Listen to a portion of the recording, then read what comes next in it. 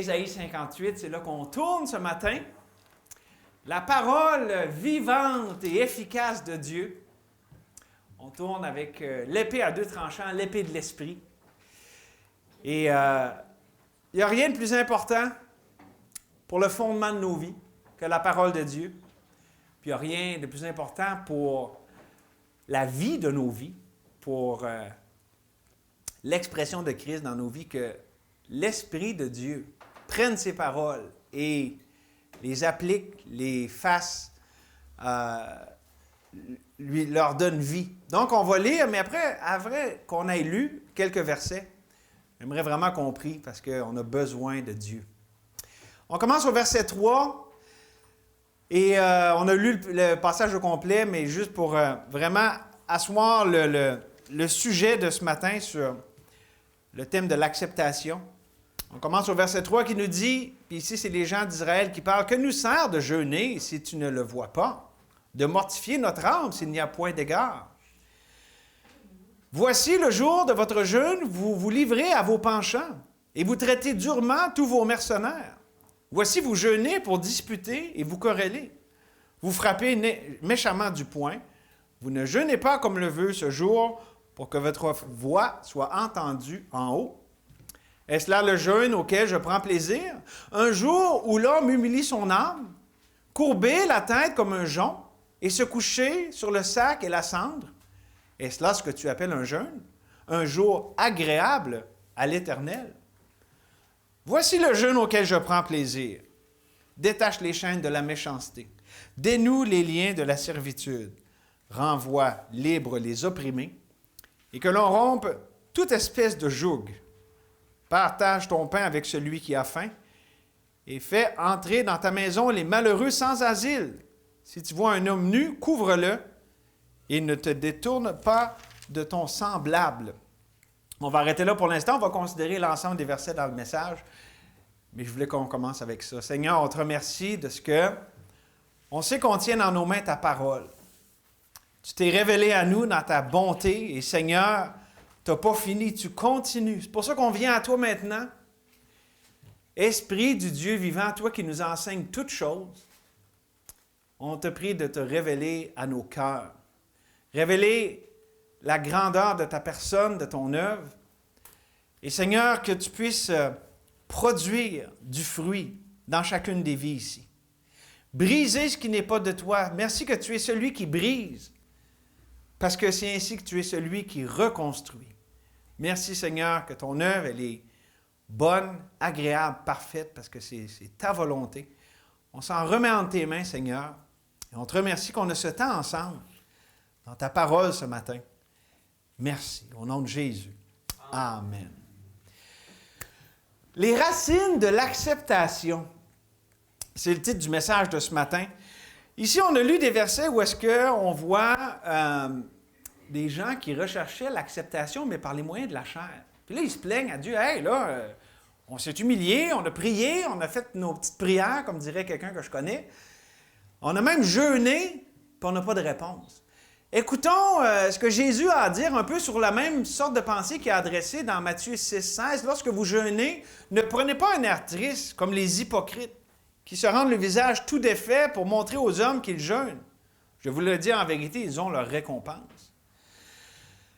On voit que c'est la chair et évidemment, ce que ça donne, ça donne rien de bon. Pourquoi? Parce que quand on jeûne comme ça, on jeûne selon où on prie, selon l'arbre de la connaissance du bien et du mal. J'ai fait ceci, donc j'ai fait la recette, j'ai appliqué la méthode, donc je devrais avoir une réponse, mais c'est mort, c'est sans vie. Vaut mieux dire quelques mots comme cet homme qui se frappait la poitrine et d'être devant Dieu justifié. Pourquoi? Parce que cet homme voyait qu'il avait besoin de Dieu. Et c'est le problème de ces hommes, ces personnes ici qui priaient dans Ésaïe 58, ils étaient autosuffisants. Leur suffisance, leur confiance était en eux-mêmes. Ou pour le dire autrement, leur dépendance était sur eux et leur motivation était la peur. La peur de ne pas être accepté, pas être favorisé de Dieu et probablement aussi des autres. Mais on voit dans ce passage-là, Dieu, pourquoi tu ne nous écoutes pas? Probablement aussi la peur de perdre le contrôle sur leur vie, sur la façon qu'ils veulent les choses. Perdre aussi l'acceptation des hommes, de la société, de leur famille. Donc, ça donne un melting pot assez, disons, désagréable pour justement des versets comme on l'a vu. Pensez-vous que c'est une vie agréable? Ils sont là, ils jeûnent, paf, ils frappent du poing, ils traitent durement leurs mercenaires. Ce n'est pas la belle vie abondante, c'était plutôt la vie misérable et redondante. Par contre, lorsqu'on vit à la lumière du fait qu'on est déjà accepté parfaitement par Dieu en Jésus-Christ, là, ça change tout. Et là, je dirais qu'au lieu de l'arbre de la connaissance du bien et du mal, comme on vient de le dépeindre pour ceux qui priaient ici, versets 3 à 4, mais là, c'est plutôt qu'on recherche l'arbre de vie.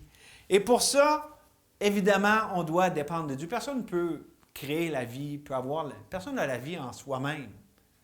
Dieu, et Jésus-Christ l'a dit de lui-même, il a la vie en lui-même et il donne la vie. Et donc, pour ça, il faut dépendre de Dieu. L'indépendance, ça ne marche pas si on cherche la vie.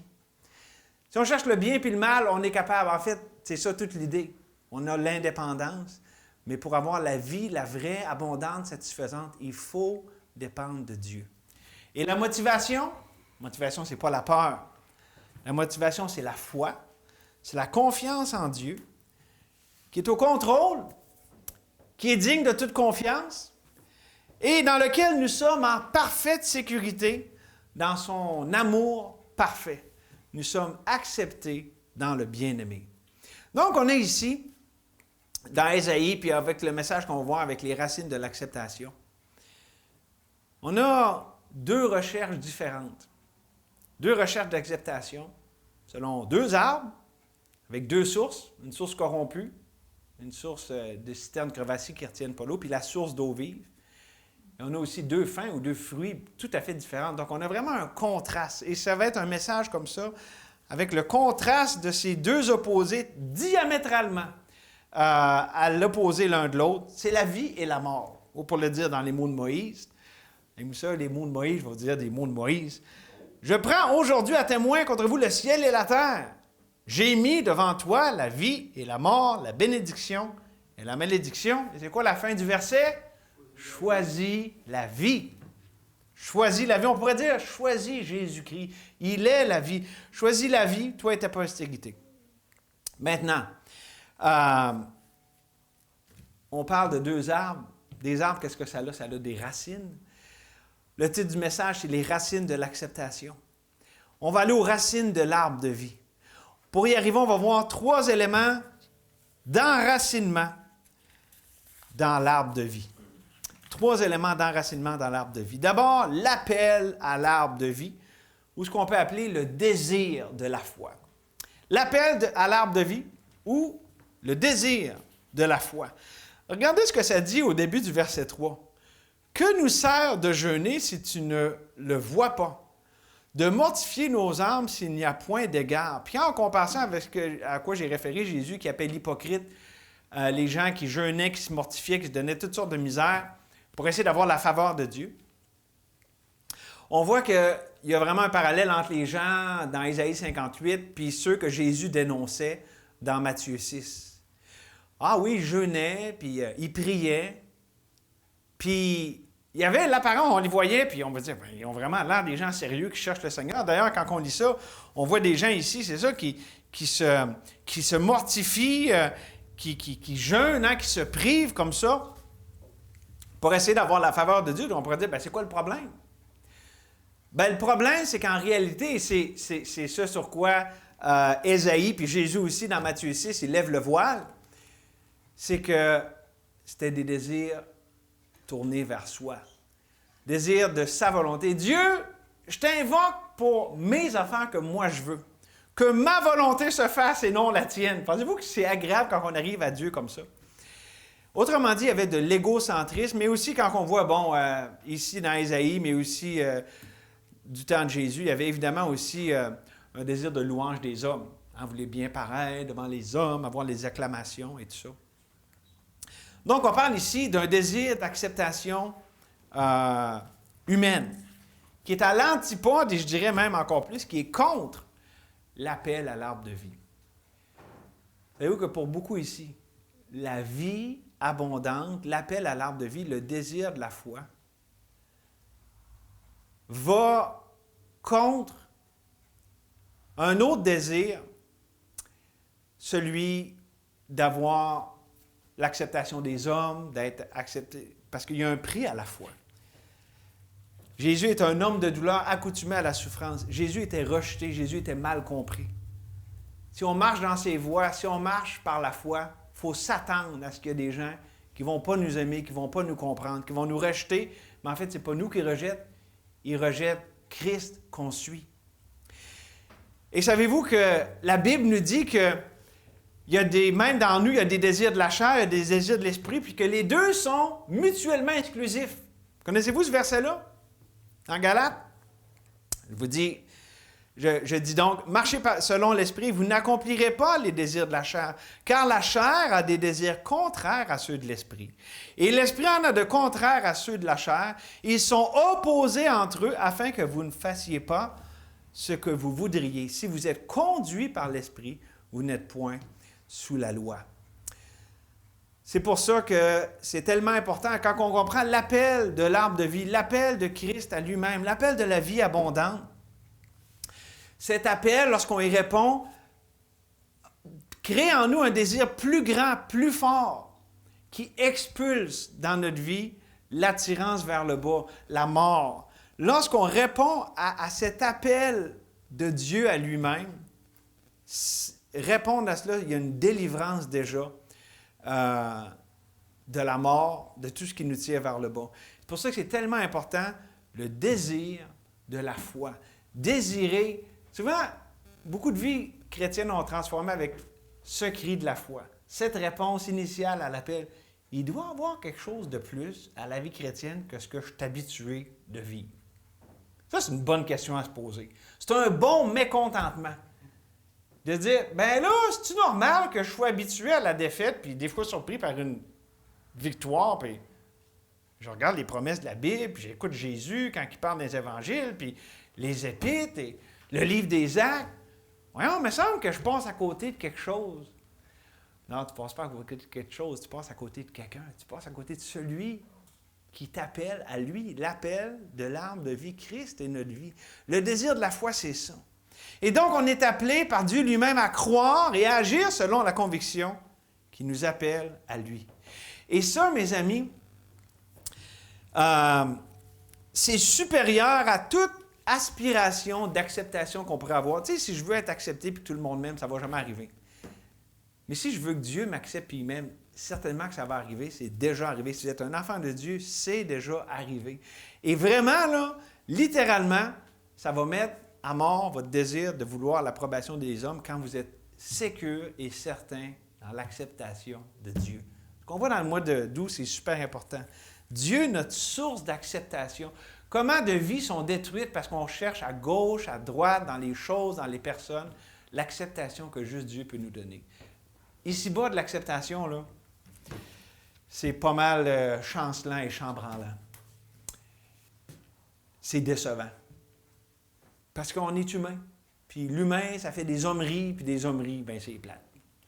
Mais Dieu, lui, il est tout le temps satisfaisant. Dieu, il ne va jamais nous laisser tomber.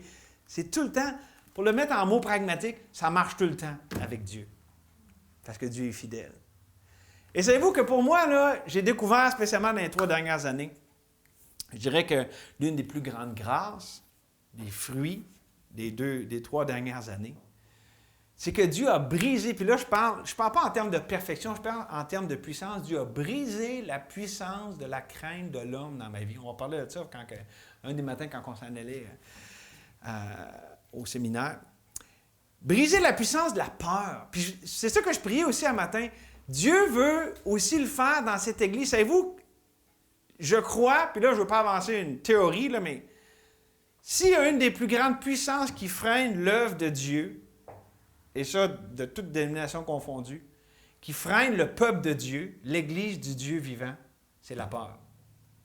Pourquoi Jésus a dit si souvent à ses disciples, « Pourquoi avez-vous peur, gens de peu de foi? » Dans l'Église de Dieu, il y a souvent la peur d'être vrai, la peur d'être vulnérable, la peur de ci, la peur de ça, beaucoup de peur. Et la peur, ce n'est pas la foi. Et compris que Dieu brise la puissance de la peur. L'affaire, on a toute peur, mais on n'a pas toute peur des mêmes affaires.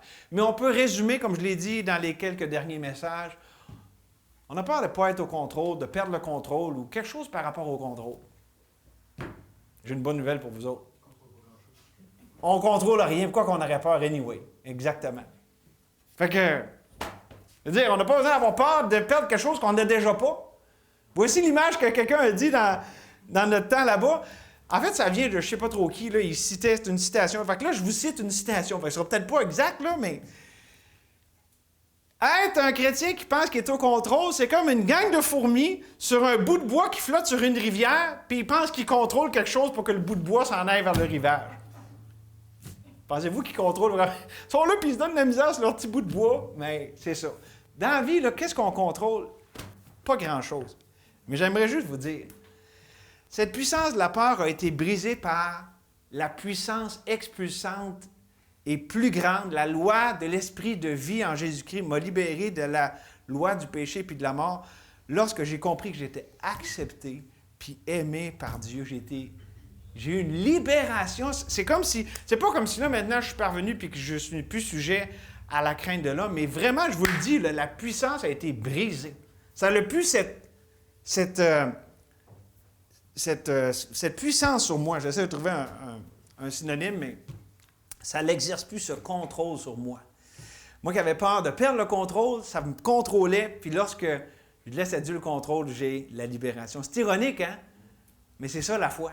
C'est pas logique, c'est pas nécessairement ce qu'on aurait pensé, ce qu'on aurait voulu, mais c'est tellement mieux. Et comment tout ça est arrivé? J'aimerais vous dire, parce que je fais un peu du chemin sur l'illustration que je vous donne par rapport à briser la puissance de la peur dans ma propre vie. Tout a commencé simplement avec l'appel de l'arbre de vie, le désir de la foi.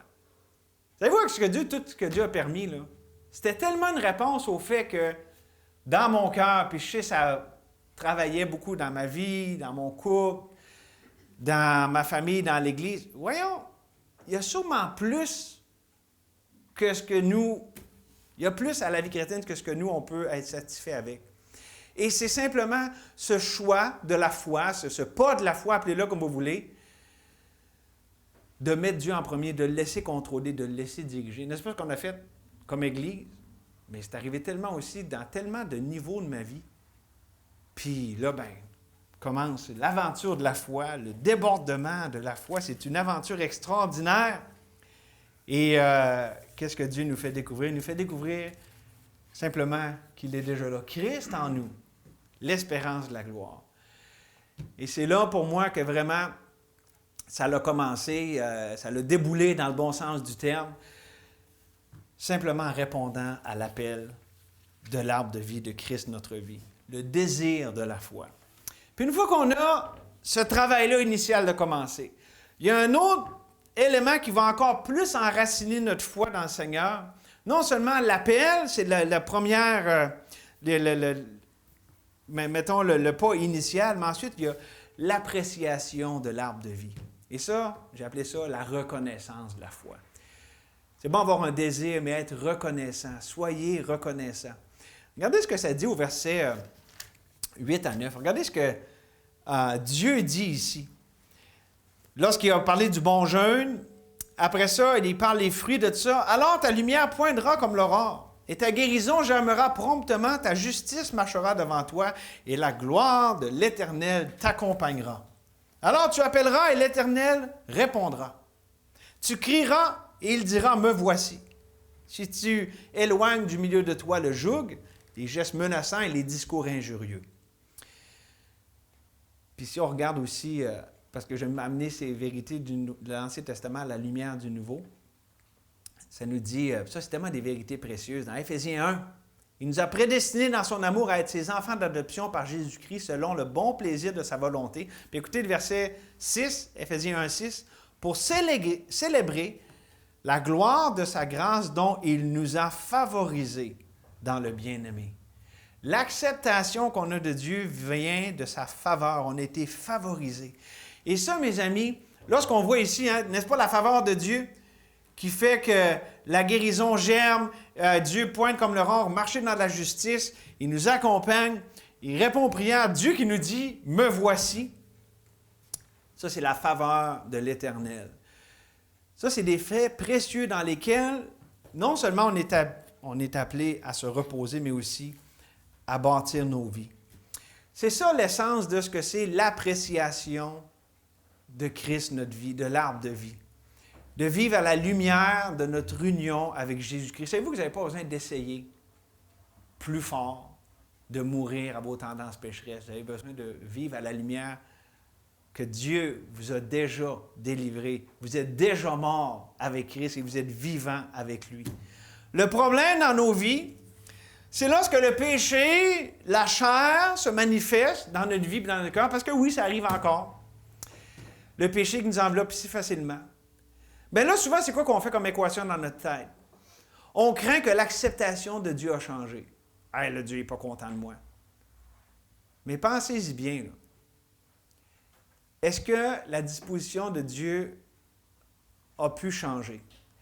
Je vous lis 2 versets pour vous aider à répondre à cette question. D'abord, Romains 6,6, c'est tellement important. « Sachant que le vieil homme a été crucifié avec lui, afin que le corps du péché soit réduit à l'impuissance, pour que nous ne soyons plus esclaves du péché. » Je l'ai dit tantôt, Dieu a brisé l'esclavage du péché dans nos vies. Le vieil homme rebelle à Dieu, qui ne veut rien savoir de lui, Dieu il l'a pas juste meurtri, il l'a complètement crucifié. Il l'a enterré avec Christ, on est mort avec lui, on est enseveli avec lui, puis maintenant on est ressuscité en nouveauté de vie. C'est pour ça que la Bible nous dit dans 1 Pierre chapitre 2, verset 4, « Approchez-vous de lui, pierre vivante, rejetée par les hommes, mais choisie et précieuse devant Dieu. » Dieu nous appelle à lui en vertu de ce qu'il a fait de nous autres. Mais j'aimerais juste vous dire que lorsque cette pensée vient en dedans de nous, c'est humain. Dieu n'est pas content de moi, je ne peux pas m'approcher de lui, c'est gênant. Puis en même temps, je veux juste vous faire comprendre quelque chose, là. C'est bien d'avoir la conviction de péché dans notre vie. Quand on pêche, on ne devrait jamais prendre ça à la légère. Mais on ne devrait jamais non plus laisser Satan nous dire « tu ne peux pas aller à Dieu avec ça ». C'est Dieu qui nous rappelle à lui. Puis qu'on aille à lui humblement, pas en excusant notre péché, mais en le confessant, dire « Dieu, je n'ai pas agi selon ce que tu as fait de moi. J'ai agi en insensé, j'ai agi selon moi. » OK? Parce que Satan, qu'est-ce qu'il voudrait faire? On va en parler dans un instant. Il voudrait prendre ce moment-là pour nous éloigner de Dieu, pour justement qu'on rentre dans des raisonnements charnels du fait que « Ah, ben là, puisque j'ai fait ça, je suis plus digne d'aller à Dieu. » OK? On va développer ça un peu.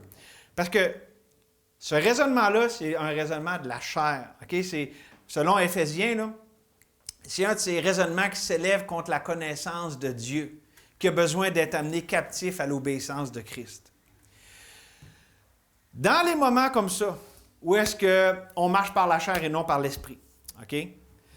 Lorsque on tombe là-dedans, on doit se rappeler ceci. Savez-vous qu'est-ce que... Encore, c'est Ésaïe qui nous révèle ça. Mais lorsque Dieu raisonne ou plaide avec l'homme, connaissez-vous Ésaïe 1,18? Ésaïe 1,18, ça dit « Venez, plaidons, dit l'Éternel, si vos péchés sont comme le cramoisi, ils deviendront blancs comme la neige. S'ils sont rouges comme la pourpre, ils deviendront comme la laine. » Lorsque Dieu plaide ou raisonne avec l'homme, il ne part pas. Écoutez bien ce que je vais vous dire. Il ne part pas de ce que l'homme est pour Dieu. Ça irait mal. Il part de ce que Dieu est pour l'homme. Et c'est de là qu'on doit... Quand on pêche, quand il y a du péché, quand il y a le problème de la peur dans notre vie, vous savez pourquoi on se met dans le terrain? Parce qu'on part de nous-mêmes, on regarde à nous-mêmes. Alors que Dieu, quand il nous regarde, il ne part pas avec nous-mêmes. Pourquoi on part où est-ce que Dieu ne part pas? C'est pour ça qu'on n'arrive pas à avoir la bonne destination. Lorsque Dieu parle de l'homme, il commence avec lui-même. Parce que l'homme regarde à lui-même pour savoir s'il est acceptable par Dieu. Puis puisque la réponse, c'est jamais la bonne, hein, je veux dire, on ne trouve jamais la paix qu'on peut rechercher avec notre propre justice. Mais Dieu, le Saint-Esprit, nous ramène à Dieu le Père par l'œuvre parfaite de Jésus-Christ. L'œuvre trinitaire de Dieu dans l'acceptation. Là. Le Saint-Esprit, constamment, nous rappelle qu'on est accepté par notre Père céleste, par la personne et l'œuvre de Jésus-Christ. Écoutez bien ce que Jésus a dit de ce ministère béni de l'Esprit dans nos vies. « Quand le Consolateur sera venu, que j'enverrai de la part du Père, l'Esprit de vérité qui vient du Père, Il rendra témoignage de moi et nous rappelle constamment la personne et l'œuvre de Christ. Quand le Consolateur sera venu, l'Esprit de vérité, il vous conduira dans toute la vérité. Et Christ est la vérité. Il ne parlera pas de lui-même, mais il dira tout ce qu'il aura entendu et il vous annoncera les choses à venir. C'est ça, l'appréciation de l'arbre de vie. C'est l'appréciation de ce que je suis en Jésus-Christ et de ce que Dieu a fait de moi. Ma rédemption est aussi mon identification. Ce n'est plus moi qui vis, c'est Christ qui vit en moi. Mon identification, ce n'est pas mon péché passé, présent puis à venir. C'est ce que Dieu a fait de moi en Jésus-Christ. Et on ne peut pas avoir la paix du cœur, la vraie paix, et jouir de cette acceptation par Dieu. On ne peut pas en jouir complètement tant qu'on n'expérimente pas de façon personnelle et justement dans notre cœur ce que Dieu a fait pour nous. Tant qu'on ne part pas où ce que Dieu part, il n'y a pas de paix. Pensez à ça simplement de même. Quand on part avec nous, ça va mal finir. Qu'on parte avec Dieu. Comment Dieu me voit?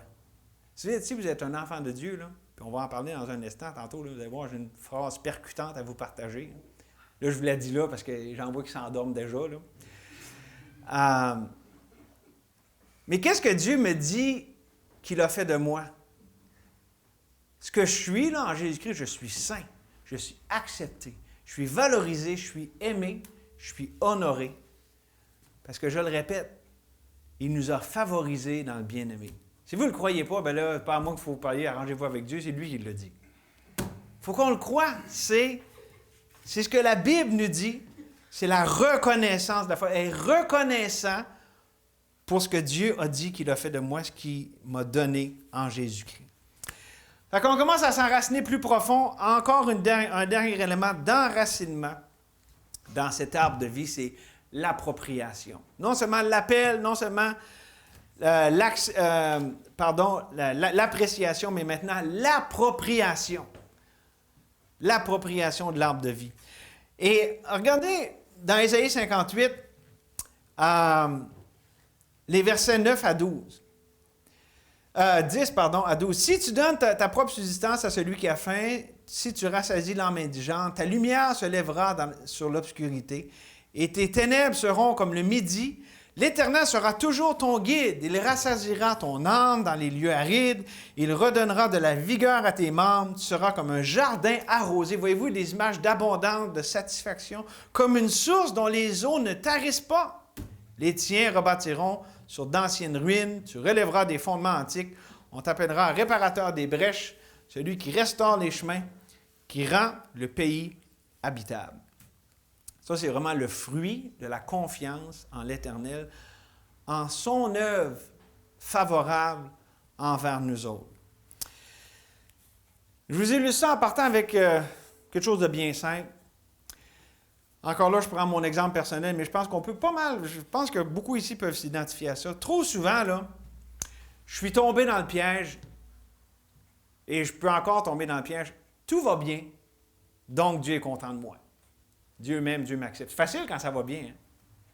Mais lorsque là, ça ne va pas si bien, lorsque je marche par la chair, ou que je pêche, ou que les malheurs et les épreuves arrivent, bien là, Dieu, peut-être qu'il m'aime moins, peut-être qu'il m'accepte moins. Est-ce que je suis en train de révéler une pensée qui pourrait ne pas juste être dans ma petite tête à moi? J'ai sûrement quelque chose à me reprocher. Savez-vous que cette mentalité-là, c'est légaliste. C'est regarder à soi, c'est si je fais ou je ne fais pas, Dieu m'aime ou m'aime pas. C'est pas regarder à ce que Christ a fait de moi, c'est regarder à ce que moi j'essaie de faire pour Dieu.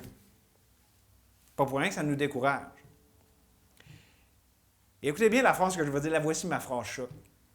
Il n'y a aucune cause en l'homme qui puisse pousser Dieu à l'accepter.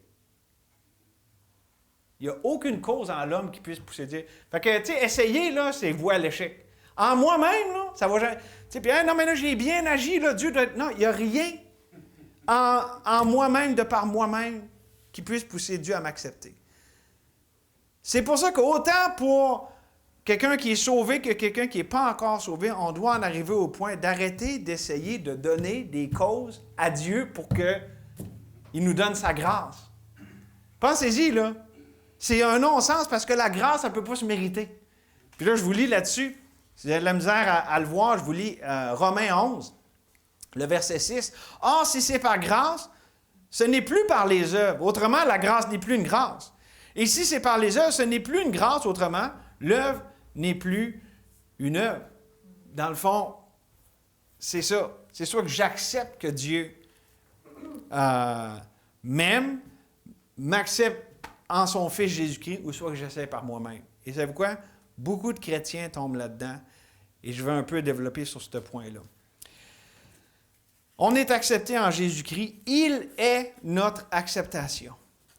Il n'y a pas de temps de probation. Savez-vous, le moment que vous avez été sauvé, puis jusqu'à maintenant, il n'y a pas eu un temps, « Ah là, tu es un bon petit chrétien. » Tu sais, souvent, en tout cas, moi, ici, à l'endroit que je visite là, en tant qu'aumônier à Saint-Casimir, il y a un temps de probation. Dans beaucoup d'endroits, c'est comme ça. Mais des fois, ça peut être 1 mois, 3 mois. Puis souvent, c'est là. Tu sais, au début, ça va tout bien. Maintenant, l'employé est en retard ou, je sais pas, il montre des problèmes avec les autres employés ou juste directement dans sa tâche. Bien, dans le temps de probation, finalement, c'est plus facile de le mettre dehors. Bien, c'est pas comme ça avec Dieu. C'est soit que tu es in, c'est soit que tu es out. C'est soit que tu es accepté, c'est soit que tu ne l'es pas. Il n'y a pas de temps de probation. Il n'y a pas de limbe spirituelle pour les enfants de Dieu. Là. On est soit accepté ou on ne l'est pas. Puis la bonne nouvelle, là, si vous êtes en Jésus-Christ, vous l'avez reçu comme votre sauveur, vous êtes accepté. Vous ne pouvez pas l'être plus, vous ne pouvez pas l'être moins. Vous l'êtes parfaitement. Parce que l'enfant de Dieu est mort avec Christ et c'est maintenant Jésus qui est sa vie. Donc, Dieu est complètement satisfait avec son Fils qui est en nous. C'est pour ça que je vous disais tantôt, je vous amenais comment c'est important, Romains 6,6. Le vieil homme est crucifié, a été crucifié, donc maintenant, je suis vivant en lui. Donc, la grâce de Dieu, lorsqu'elle est octroyée par Dieu, lorsqu'il nous la donne et lorsqu'on la reçoit, ne peut pas être retirée. Par conséquent, je vous amène juste ce à quoi elle ressemble. Quand on s'approprie ces vérités-là, qu'on se les fait nôtres, bien d'abord, ça va créer une attitude de la part du croyant qui est sous le règne de la grâce. Savez-vous qu'on a le droit de dire ça? C'est pas méchant de dire le règne de la grâce. Des fois, ils disent « Ah, la grâce, il va faire n'importe quoi. » On va revenir là-dessus dans un instant, mais l'attitude de quelqu'un qui comprend bien la grâce, là, et quand je parle du règne de la grâce, ce n'est pas un mot que j'ai inventé.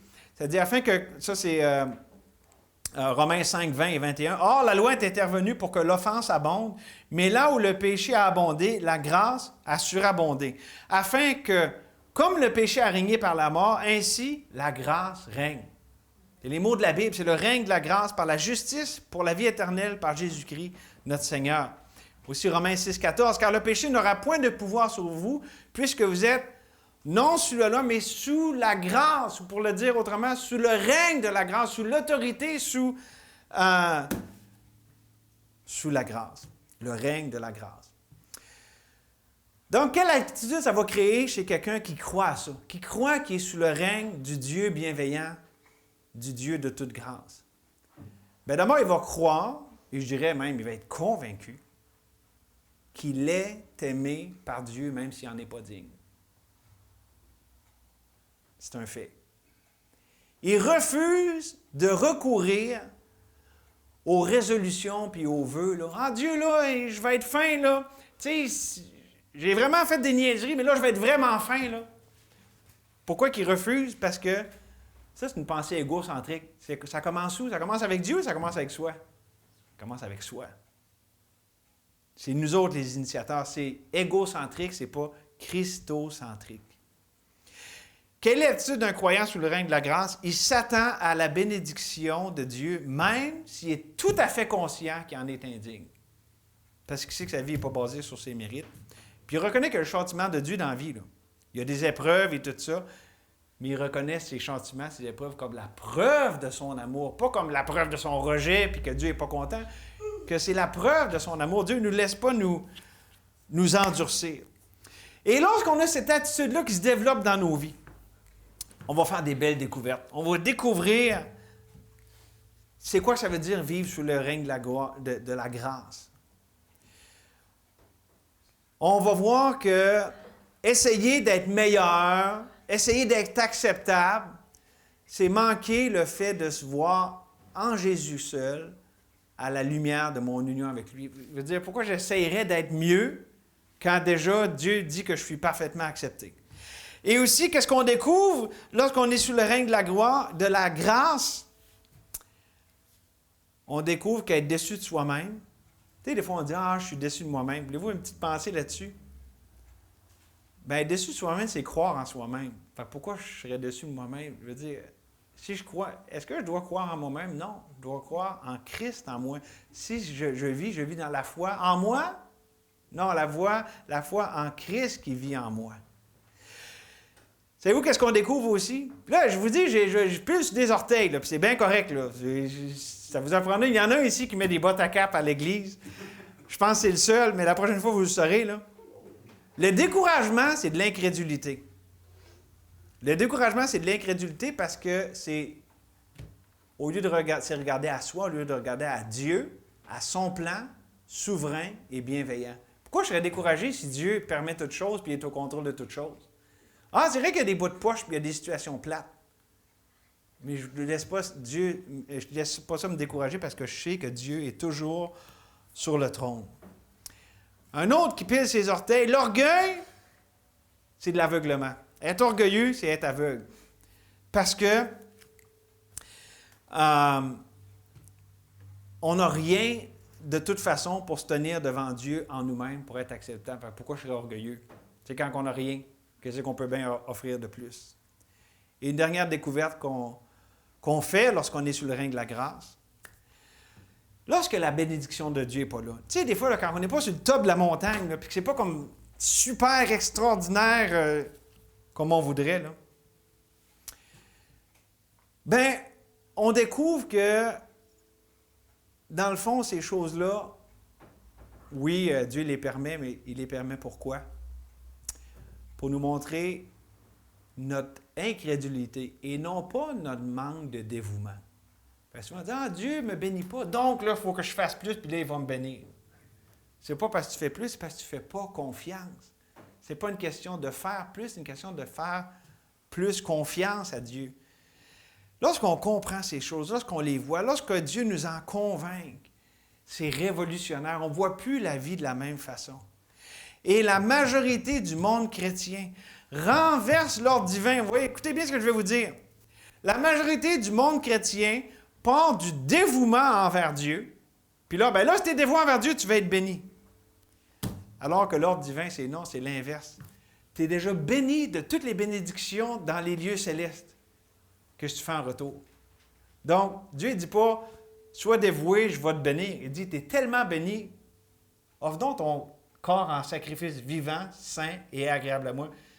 C'est un culte raisonnable. C'est pas demander trop quand je t'ai déjà tout béni de toutes les bénédictions spirituelles. Et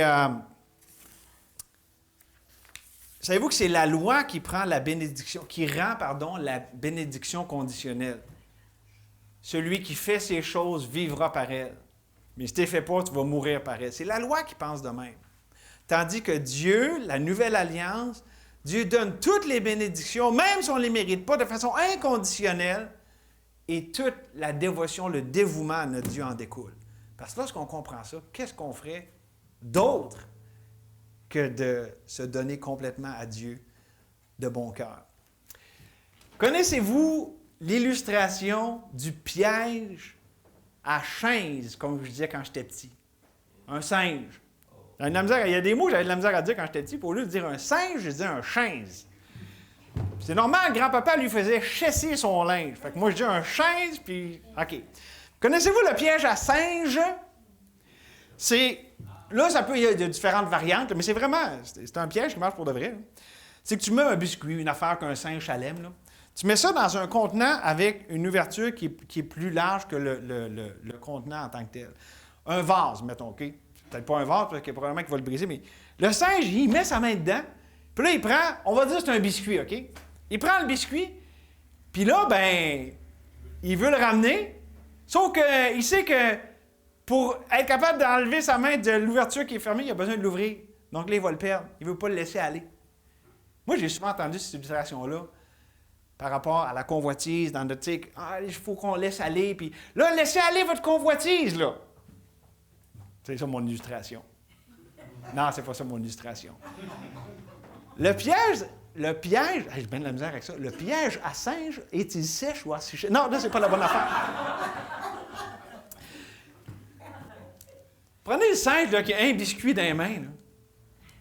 Pour lieu de dire, hey, là, faut pas convoiter le biscuit, c'est pas fin. Là. Si tu dis à ton singe, lève les yeux, tu as un banquet royal, un festin qui est dans la main. Y a-tu de l'air cocombe avec son petit biscuit dans les mains? Évidemment qu'il va le laisser aller, parce qu'il y a tout devant lui qui est là. C'est ça que Dieu fait avec nous autres. Il dit, qu'est-ce que tu fais avec ton biscuit dans les mains que tu veux garder?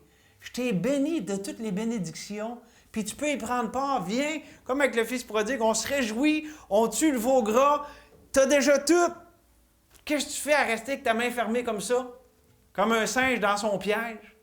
C'est ça la motivation de Dieu pour nous, ses enfants. Au lieu de dire, hey, arrête donc, lâche-le donc ton biscuit. Il dit, pourquoi tu ne prends pas part à ce que je t'ai dit? J'ai bien mieux que juste un petit biscuit qui est rendu tout sec. J'ai un festin royal pour toi. Ça, c'est gratuit. Ça m'est venu ce matin en priant par rapport au message. Au message. Autrement dit, là, c'est quoi là, l'illustration ici? C'est que la loi de l'esprit de vie en Jésus-Christ m'a affranchi la loi du péché et de la mort. Pourquoi je laisserais aller l'attrait du péché, ce qui a une puissance sur mon cœur? Parce que Dieu a une vie tellement mieux, ça brise l'attrait de ce qui est tellement incomparable, méprisable à comparer à ce que Dieu donne dans l'abondance de sa grâce. Là, j'arrive à un dernier bout pour amener tout ça à une conclusion. Puis j'espère qu'on va prendre ça personnel, parce que Dieu est personnel, puis il veut qu'on écoute ce qu'il a personnellement à nous dire. Est-ce que tu as peur de faire confiance à Dieu? Puis là, je l'adresse comme une question introspective. Puis là, introspective, spirituospective. Que le Saint-Esprit jette la lumière sur nos cœurs. Est-ce que j'ai peur de faire confiance à Dieu? Puis je prends le temps de la poser la question. Là. Parce que là, on peut dire, ben non, moi, j'ai pas peur de faire confiance à Dieu. Attends un peu, là. Pose-toi vraiment la question, là. Tu sais, des fois, quand on se met dans une situation, là, il y a la menace, il y a ci, puis il y a ça. Il y a un choix que j'ai pas le goût de faire. Il y a une situation à laquelle j'ai pas le goût de faire face. J'ai-tu peur de faire confiance à Dieu? Parce que ça nous amène à ceci. Encore là. Tellement de chrétiens vivent leur vie motivés par quoi? Par la peur. La peur de Dieu, la peur des autres, la peur d'eux-mêmes, la peur des circonstances. L'anxiété, c'est une peur généralisée sur à peu près n'importe quoi. La peur, c'est plus un objet spécifique. Donc, la peur de ce que les autres vont dire de moi, la peur de ce qu'il va m'arriver si je m'en vais là, puis qu'il y a ci, puis qu'il y a ça. OK? C'est une bonne motivation pour la vie chrétienne, la peur. Je vous encourage à tous à être motivés par la peur pour vos vies chrétiennes. Ça va donner du bon fruit. Non, je pense que ce n'est pas exactement la volonté de Dieu. En fait, savez-vous quoi? La peur, c'est la motivation de la loi. C'est pour nous amener au Consolateur, à Christ. Dieu a tellement meilleur pour nous autres. La motivation de l'amour. Puis là, je ne vais pas faire les petites paquerettes et tout ça là, quand je parle de l'amour. Là. La motivation de l'amour, là, c'est que j'ai tellement été aimé. Je suis tellement accepté, je suis tellement sécure dans cet amour que ça peut me motiver pour répondre à cet amour par l'amour que Dieu a versé dans mon cœur. Trop souvent, la peur produit l'apathie dans les relations, dans le service pour Dieu. C'est vrai. Regardez quelqu'un là, motivé par la peur, il va te faire à peu près. M. Van Galdren, Van machin chouette, selon des traductions dépendamment, à peu près 7 ans, c'est la force de la chair pour motiver, là, motivé par la peur de ce que les autres ils pensent ça. Puis après ça, la personne la stanne, puis là, elle va changer quelque chose. Mais motivé par l'amour, c'est constamment renouvelé. Pourquoi? Parce que c'est enraciné dans l'arbre de vie. La motivation par l'amour de Dieu, ça vient directement du Saint-Esprit parce que la Bible nous dit que l'amour de Dieu est versé dans nos cœurs par le Saint-Esprit On est directement branché sur la source de motivation. Par la peur, on peut résister à embrasser pleinement le règne de la grâce. Parce qu'on a peur que ça aboutisse au débordement, à faire des folies. Mais quand on pense de même, on passe carrément à côté du Dieu de la grâce. Quand je comprends le règne de la grâce, je comprends qu'il y a un roi. Tu sais, un règne, là, un royaume, il y a tout le temps un roi. Pourquoi les gens ont tellement peur quand ils parlent de la grâce, du règne de la grâce, d'être sous la grâce? Parce qu'ils ne connaissent pas le Dieu, le roi de grâce. Pensez à ça, là. Parce que si Dieu est le roi qui règne sur ce royaume de grâce, puis que je le connais, puis que je jouis de cette vie d'abondance, de satisfaction avec lui, qu'est-ce que j'irais faire à aller m'enfirouamper, m'enfarger dans les choses de ce monde? Je suis comme mon petit singe qui est là et qui veut absolument garder son petit biscuit. Dieu a tellement mieux. Ceux qui ont une grande appréciation, qui s'approprient la grâce de Dieu, qui vivent selon l'arbre de vie, ce n'est pas ceux-là qui vont pêcher le plus. Celui qui aime beaucoup, pêche peu. En fait, écoutez bien, j'ai une autre petite phrase choc. C'est presque ma conclusion. La peur produit l'obéissance d'un esclave, tandis que l'amour produit l'obéissance d'un fils, d'une fille. Je ne sais pas pour vous, mais moi, j'aime mieux le deuxième. Puis on comprend, il y a des images d'esclaves dans la Bible, dans le sens qu'on n'a pas notre volonté, puis de toute façon, on ne veut pas notre volonté. On est des fils, des filles du roi, bienveillant, du bon berger. Je termine avec le verset 14 d'Ésaïe. Alors, c'est la conclusion, le fruit de tout ce qui a été parlé dans le chapitre. Alors, tu mettras ton plaisir en l'Éternel. Je te ferai monter sur les hauteurs du pays, je te ferai jouir de l'héritage de Jacob ton père, car la bouche de l'Éternel a parlé. Est-ce que ça décrit ta vie, ton cœur? Prendre ton plaisir en l'Éternel. Pas dans les bebelles, les choses que l'Éternel te donne, mais dans l'Éternel lui-même. Parce que si l'Éternel enlève les bebelles, il n'y a plus de plaisir. Mais quoi, Dieu peut enlever, il peut donner. Dieu, il donne, il enlève, il fait ce qu'il veut, Dieu. Mais quand notre plaisir est en lui, c'est l'inchangeable. Il va arriver ce qui va arriver. Quand notre plaisir est en l'Éternel, on est enraciné, on est solide. Et ça, c'est les racines de l'acceptation. Et ce n'est possible que et seulement que par l'enracinement dans l'arbre de vie, Christ notre vie. Alors, c'est ça. Voici l'appel, choisis la vie. Choisis la vie, viens à celui qui est la vie. Et écoutez ce que ça nous dit, c'est ma conclusion, je termine avec ça, avec 2 Thessaloniciens, chapitre 2, versets 16 et 17. C'est tellement beau. Que le Seigneur Jésus-Christ lui-même et Dieu notre Père, qui nous a aimés et qui nous a donné par sa grâce une consolation éternelle et une bonne espérance, console vos cœurs et vous affermisse en toute bonne œuvre et en toute bonne parole. Seigneur, merci qu'on parle de l'acceptation de toutes les bénédictions spirituelles et que de ça, Seigneur, on produit du fruit. Merci que tu as mis les choses en ordre. Merci que tu ne nous demandes pas d'essayer de nous prouver pour qu'on puisse être acceptés. Merci que tu nous acceptes parfaitement et totalement. Tu t'es prouvé en premier, Seigneur, et tu nous demandes simplement, Seigneur, de répondre à ça. Donc, on vient à toi, Seigneur, on veut répondre à ce que tu as eu pour nous ce matin. Seigneur, moi, je ne connais pas les détails de la vie de chacun ici. Mais toi, tu les connais, Seigneur. Tu connais les épreuves, tu connais les peurs, les soucis. Et merci que tu es le consolateur. Tu es celui qui est près de ceux qui t'invoquent. Tu es celui qui, lorsqu'on t'invoque, on est rayonnant de joie. Ah, merci pour ça, Seigneur.